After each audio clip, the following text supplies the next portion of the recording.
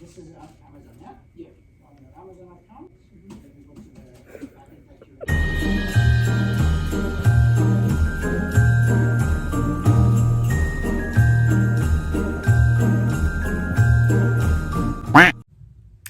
Hello there. I know what you're thinking. Every time this girl sits down and is talking, it's because she's explaining the formatting of this video, or she's about to tell us how she's gonna take 3 days to upload this video, or rant basically. But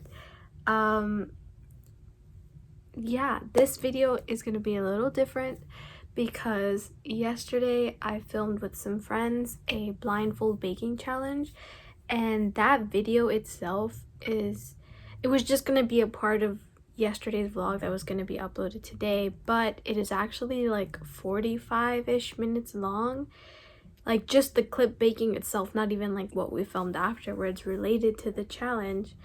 And so I just decided that I would combine footage from earlier in that day and the footage from basically today and upload them in this video, and then upload the baking video tomorrow instead of a whole vlog. You know what I mean? Like, that was filmed like technically 2 days ago, but I'm just gonna basically flip the contents of this video. So this video only will be half of yesterday and then half of today. And I'm just gonna do that because it would be a super long video uploaded today, and then it would be like a 7 or 8 minute video tomorrow, and I really don't feel like filming something last minute, so I think this is just best. It works out best. So yeah, I'm gonna make sure to put the times and the dates just to clear everything up. But yeah, hi guys. Hi. This was his first appearance? Yeah. The week before Christmas? Can you believe Christmas is already like next week? Like, I barely started Vlogmas. It's already So I have no idea if I have all my gifts ready. I feel like I do, but at the same time I don't think I have anybody's. Yeah, that's what I was saying. Like, I bought Christmas gifts and I could see it on my bank account that there's not as much money in there. But like, what did I buy? Like, I feel like I didn't buy gifts for anybody at the same time. Me neither. But I think it's because like I ordered them and I haven't gotten here, so I can't like physically see them.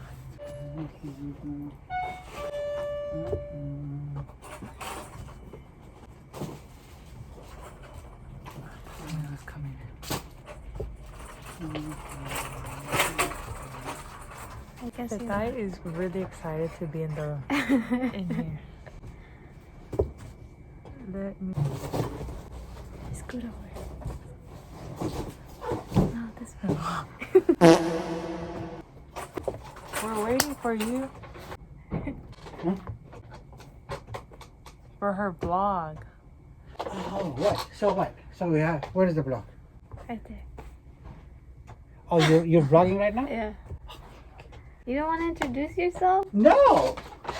I thought you said you wanted to. No, I want to see your blog. After you do it, I want to see it. I can send you the video. Yeah, You don't even have the video. The first I want one. to see it after you do it. No. Yeah, I want to see the ones that you've done already. No. Why not? That's embarrassing. Come on. Isn't that the whole point of Okay, vlogging? you can watch them, but just don't mention them to me or watch them in front of me. Okay, just send them to me. Okay, every day. But just a little point. What's the point of me seeing it, and if I don't make fun of you, you just take all the pleasure out of it. I mean, I'm here to make fun of you. Come on. Don't take my happiness away from me. Look, it's so cute. It's a tiramisu. Brought to you by Kiara, but it's Kiara, so I won't eat it. But like the strawberry tea. Who's that Pokemon? Hi guys, so we're back with another eating session, a mukbang. Today we have a new guest, Stephanie. Yay! Sandra's in the backseat editing day 14. Do you want to introduce yourself? Say a few words about who you are to Sandra. To Sandra? Yeah, like who you are to her. Oh. I'm Stephanie. I'm one of her friends. That's it. Just her friend? One of her closest friends. They're besties. We're besties, Your Honor. She forms 1/4 of our group. So we've got Chick-Fil-A. They honestly got us in and out like super efficiently. We were at the end of the line and they were taking our order. And I feel shy eating in front of the camera. but we also went to Tea Daddy to get some boba and fries, so I ate some of that. So I'm just content watching my friends eat or whatever. This shit busted. That's all I'm gonna say. Chick-fil-A is never ever worth that super long line, but it is good. Hey, hi guys. I feel much better now that I've edited the video. We're at Target. Why y'all so short? Okay, she's not in the video anymore. Little gift. Stephanie hasn't done any Christmas shopping. Any. It is currently the 16th of December. I'll get done. Guys, this is a book called The Last Thing He Told Me. We're reading it and trying to figure out if Sandra can guess what's it about. I read the summary, but that's it. We have to return it, unfortunately. This isn't ours. We have until We have until what time is it? Let's see. 6:30 to read it. It's 5:23 I think right we can now. read it in an hour. Give me a look. Like, where else? Me and my friend Claire were on our way to practice, and he asked us to drop this off. I said I couldn't come until after practice, and he said fine. He gave us your address. She holds up a second piece of paper like proof. He also gave us $20, she adds. The money she doesn't hold up. Maybe she thinks I'll take it back. His phone was broken or something, and he couldn't reach you. I don't know. He barely slowed down. So, he said his phone was broken? How else would I know, she says. Then her phone rings, or I think it's a phone, until she picks it off her waist and it looks more like a high-tech beeper. Are beepers back? Carole King showed tunes. High-tech beepers. Another reason Bailey probably doesn't have patience for me.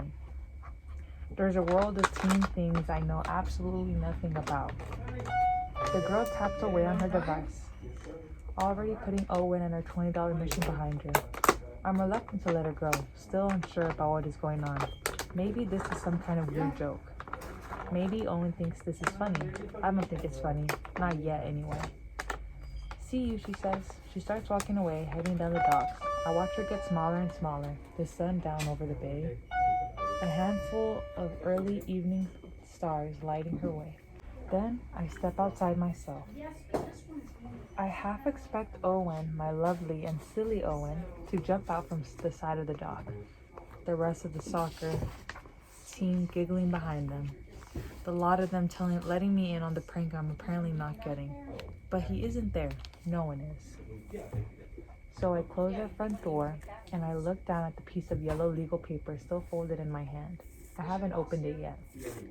It occurs to me in the quiet how much I don't want to open it. I don't want to know what the note says. Part of me still wants to hold on to this one last moment. The moment where you still get to believe this is a joke, an error, a big nothing. The moment before you know for sure that something has started that you can no longer stop. I unfold the paper. Owen's note is short, one line, its own puzzle. Protect her. Your granola maple corn. Aww. If you like them. That's what Pataya's been like nibbling on, I think. Yeah. There is 303 pages, and we are on page 9. You should, okay. You should write like a note or something. Yeah. Just, you can pretend you bought it if you Oh, like. here. This is yours. Oh, thank you. Oh, and this is yours. You got $2.71 back. You keep it. I don't think you've gotten refunded before. It's fine. Sandra, $2 Why are you and... giving it to me? She just doesn't want the. She just doesn't want the money. You just gotta take it from her. You just have to secretly put it back in his pocket. I think, I don't know what I think. Something definitely happened. Maybe he has like a secret identity. He's in like some kind of business. I don't know. You done reading? We're already on page 53. 53. Let's see. From 9 to 53. Yeah. What happened?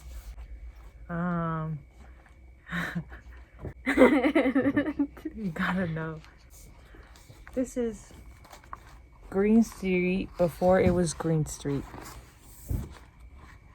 Ready? I met Owen a little over 2 years ago. I was still living in New York City then. I was living 3,000 miles from Sausalito, the small Northern California town that I now call home. Sausalito is on the other side of the Golden Gate from San Francisco, but a world away from city life. Quiet, charming, sleepy. It's the place that Owen and Bailey have called home for more than a decade. It's also the polar opposites of my previous life, which kept me squarely in Manhattan. In a lofted storefront on Green Street in Soho, a small place with an astronomical rent I have never quite believed I could afford. I use it as both my workshop and my showroom. I turn wood. That's what I do for work. People usually make a face when I tell them this is my job. However, I try to describe it. I like to describe it as sculpting, but instead of sculpting clay, I sculpt wood.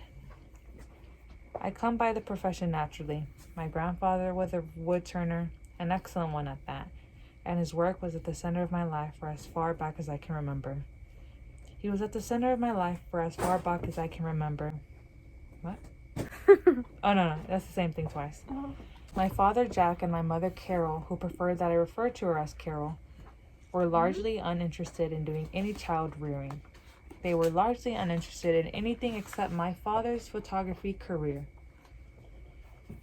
My grandfather encouraged my mother to make an effort with me when I was young, but I barely knew my father, who traveled for work 280 days a year. When he did have time off, he hunkered down at his family's ranch in Sewanee, Tennessee, as opposed to driving the 2 hours to my grandfather's house in Franklin to spend time with me. And shortly after my 6th birthday, when my father left my mother for his assistance, a woman named Gwendolyn, who was newly 21, my mother stopped coming home as well. She chased my father down until he took her back. Then she left me with my grandfather full time. If it sounds like a sob story, it isn't. Of course it isn't ideal to have your mother all but disappear. It certainly didn't feel good to be on the receiving end of that choice. But when I look back now, I think my mother did me a favor, exiting the way she did, without apology, without vacillation. At least she made it clear there was nothing I could have done to make her want to stay. And on the other side of her exit, I was happier. My grandfather was stable and kind, and he made me dinner every night and waited for me to finish dinner before he announced it was time to get up and read me stories before he went to sleep. And he always let me watch him work. I loved watching him work. He'd start with an impossibly enormous piece of wood, moving it over a lathe, turning it into something magical. Or if it was less than magical, he would figure out how to start over again. That was probably my favorite part of watching him work, when he would throw up his hands and say, "Well, we've got to do this different, don't we?" Then he'd go about finding a new way into what he wanted to create.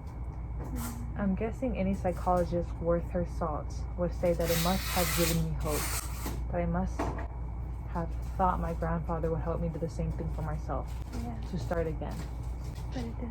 But if anything, I think I took comfort in the opposite. Watching my grandfather work taught me that not everything was fluid. There were certain things that you hit from different angles, but you never gave up on. You did the work that was needed, wherever that work took you. What do we think? This is really interesting. Think about that. What do you guys think? I think it's really interesting, and I really want to read it now.